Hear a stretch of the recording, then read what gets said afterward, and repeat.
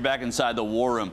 The president released his budget today, forcing us now to learn about chain CPI and bracket creep. But more on that in a second. Here are his remarks this morning. If we want to keep rebuilding our economy on a stronger, more stable foundation, then we've got to get smarter about our priorities as a nation. And that's what the budget I'm sending to Congress today represents. A fiscally responsible blueprint for middle-class jobs and growth. His $3.8 trillion budget cuts the deficits by $1.8 trillion over the next 10 years, with $1.2 trillion replacing the sequester cuts that went into effect last month. All week, this war room has covered the left's unhappiness with the Social Security cuts. Today, House Republicans stepped into the fray with some predictable language. House Republicans passed a balanced budget that will help foster a healthier economy and to help create jobs. Unfortunately, the president's budget never comes to balance. Every family has to balance its budget. Washington should as well. But their refusal to make a deal could be politically advantageous to President Obama.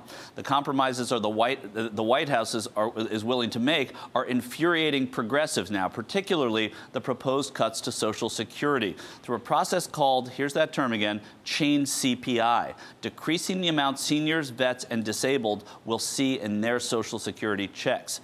Yesterday, progressive groups delivered over 2 million signatures from Americans opposed to the president's Social Security cuts and Medicare. One of those groups was the National Committee to Preserve Social Security and Medicare, and their president, Max Richman, joins us now from Washington, D.C. Welcome inside the war room, Max. Well, thanks for inviting me to the war room. Of course. So Max, the chain CPI proposal is confusing. What is the simple layperson's explanation of the president's proposal? Well, under current law, there's a formula that is used to measure inflation, and that is the measurement that's applied to the cost of living adjustment for Social Security and for veterans' benefits, benefits for disabled federal, civilian, and military retirees. That current formula is flawed. It in itself is inadequate because it doesn't look at the market basket of goods that seniors rely on. So the current formula is flawed. So what's the answer from the White House? An even worse formula that will lower the cost of living adjustment over time, that is compounded. So the longer you live, the worse off you'll be in terms of keeping up with inflation. The chain CPI is not a tweak. It's not a minor adjustment. It's a dramatic cut in benefits that grows over time. Yeah, those cost of living adjustments called COLAs. I remember when I first started working in politics, it was in Florida, and Claude Pepper was a congressman then at that time, and he would just get out there and say, "I'm never gonna touch COLAs, COLAs, COLAs." All day long he would say that, and now it sounds as if the president is talking about touching COLAs. I want you to listen to President Obama, and then we'll get your response to this. They are reforms that keep the promise we've made to our seniors, basic security that is rock solid and dependable and there for you when you need it. That's what my budget represents. So tell me, Max, is this what his budget really represents? Well, I'm sorry to disagree with the president. I admire him. I have dealt with him and his staff in a positive way over the years. But on this score, I disagree. The president himself, in his campaigns, going back as far as 2008, when he was debating Senator John McCain, he said, Senator McCain will cut the COLA and raise the age for benefits. I won't do either. 1 week, exactly 1 week, the Tuesday after Election Day, a group of about a dozen of us met with the president and the vice president and the Treasury Secretary in the White House. I made the case that Social Security changes, whatever they are, they don't have to be dealt with in the next couple of weeks or couple of months, but whatever changes should be made for the sake of the program, separate track, not part of a fiscal cliff negotiation or debt deal negotiation, and the president said, we agree with you.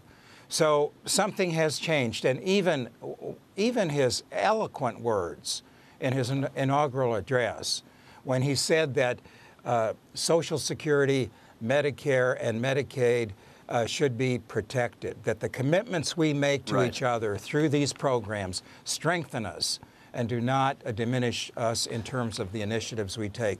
So, you know, in my book, he has not met the commitments he's made himself during the campaign and during other parts of his administration.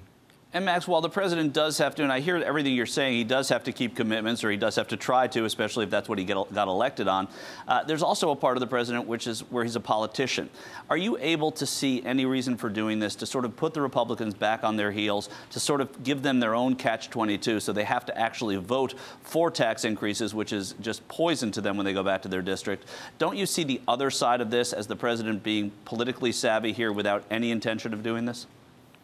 Well, you know, it's a risky proposition if you look at it that way. It is a sad commentary, in my opinion, that for a group such as the National Committee to Preserve Social Security and Medicare and the other progressive groups like NOW, MoveOn.org, Social Security Works, that delivered those 2.2 million petitions in front of the White House, in front of the gate of the White House yesterday, with members of Congress. It's a sad commentary if we now have to rely on Republican intransigence to prevent this from becoming law.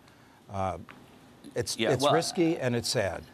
It is certainly not without risk, but I'm going to give him the benefit of the doubt still. If he does do what you're afraid he does, then, as I've said before, the president has lost me. But I think there's more at play here. Max, nearly 2/3 of recipients rely on Social Security for half their income. If these cuts go into effect, how will it affect everyday Americans?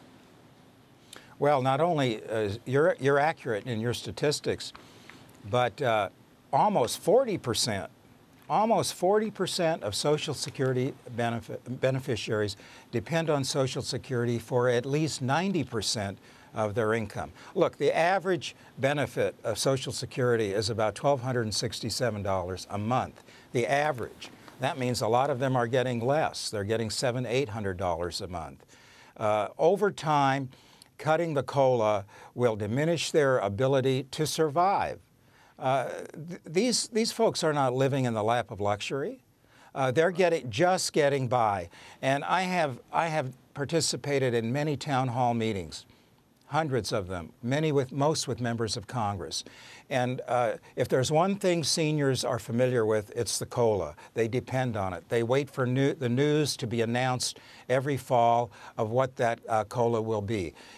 Over the last 4 years, the average over 4 years of the COLA has been 1.3%. And 2 of those years, there was zero COLA. Now, I feel sorry for a politician that supports this concept that reduces the COLA to go out and explain to seniors that we think that this small bit of money that is added onto your benefit check monthly is too much. It's too generous. You're getting too much. It will not be accepted. Yeah, if that's what it comes to, I don't feel sorry for them at all, Max. I don't feel sorry for them at all because they know what they're doing. By using words and complex formulas like chain CPI, though, Max, tell me, is this a way to exclude some of those average Americans from being able to participate in this budget debate? Well, you know, the chain CPI, it may sound exotic, but our challenge, and I think we're up to the challenge, is to explain it. And it's pretty easy to explain. It's not a tweak. It's not an adjustment. It will mean lower benefits over time, growing. The benefit reduction will get larger the longer someone lives and stays on the program. So, you know, we need to. Seniors know a cut when they see it, and we will do everything we can, along with the partners, many of whom participated in the petition delivery yesterday afternoon at the White House. Right. We will do our best to make sure members of Congress understand that seniors will recognize a cut is a cut and will remember who supports this in November of 2014. And they vote. They vote in big numbers. Max Richmond's president of the National Committee to Preserve Social Security and Medicare. We thank him for joining us here today. Up next in the War Room, this week we celebrated Equal Pay for Women Day. Though for women who aren't making as much as their male counterparts, I'm sure they'd rather have a keep the damn day and just give me an equal paycheck day. We'll talk about that and more with Christine Pelosi. She's next. Stay with us.